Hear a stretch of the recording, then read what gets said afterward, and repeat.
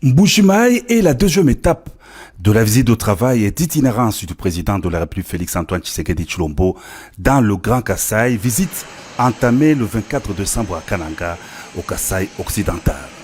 18h15, heure locale, le Boeing présidentiel Simon Kimbangu s'immobilise sur le tarmac de l'aéroport national de Bipemba, noir de monde, sur son tarmac et aux alentours des installations aéroportuaires, en compagnie de son épouse, la distinguée première dame Denise Nyakeru Tshisekedi. Le président de la République descend de l'avion. Il est accueilli au bas de la passerelle par un comité restreint avec en tête le gouverneur du Kasaï oriental, Jean-Paul Mbwebwa Kapo. Après la traversée de la haie d'honneur, le président de la République salue les membres du gouvernement central présents en Mbujimaï et les notables locaux, députés, ministres provinciaux, ainsi que les chefs traditionnels venus, tous très nombreux, à l'aéroport.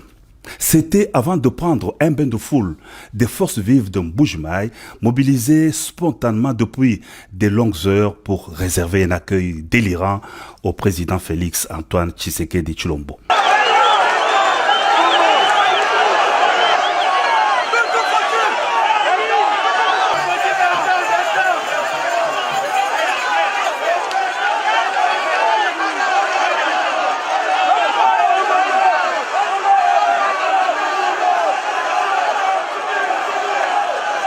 Ambiance festive également à la place Bonzola, lieu du meeting pris d'assaut par des centaines de milliers d'habitants de la commune de la Kanchi et d'autres municipalités de Mbujimaï, impatients d'écouter le message du président de la République.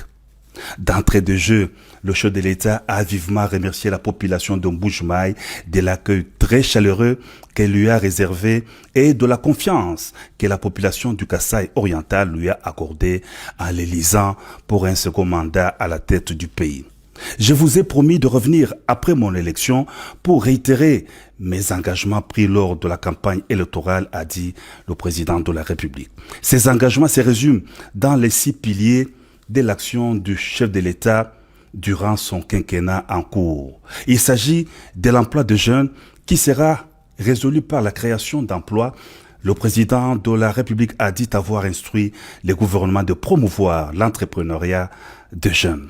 Les deuxièmes piliers concernent la sécurité. Le président de la République a réitéré sa détermination dans la recherche de voies et moyens de restaurer la paix dans l'est du pays grâce à la montée en puissance des forces armées de la RDC face à l'agresseur, le Rwanda, qui pille les ressources de la RDC et dont le président a brillé par son absence à la rencontre de Luanda en Angola.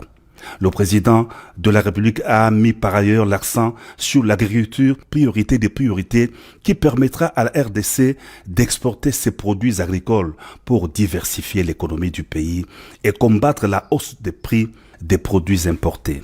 La RDC pourra ainsi compter non seulement sur ses minéraux, mais aussi sur son agriculture pour assurer la sécurité alimentaire. Concernant les minéraux, le chef de l'État a annoncé une enveloppe de 50 millions de dollars américains pour le redressement de la minière de Bakwanga.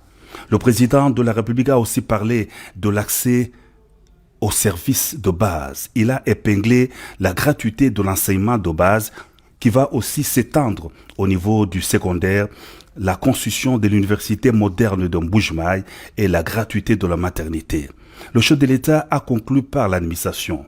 Il a évoqué son important programme de 145 territoires qui va redresser le pays à partir de la base en construisant déjà des bureaux de l'administration, des écoles, des centres de santé. Invité par la masse à évoquer les sujets de la révision ou le changement de la Constitution, le président de la République a dit « C'est au peuple souverain primaire de décider. La parole du peuple est celle de Dieu », a renchéri le chef de l'État.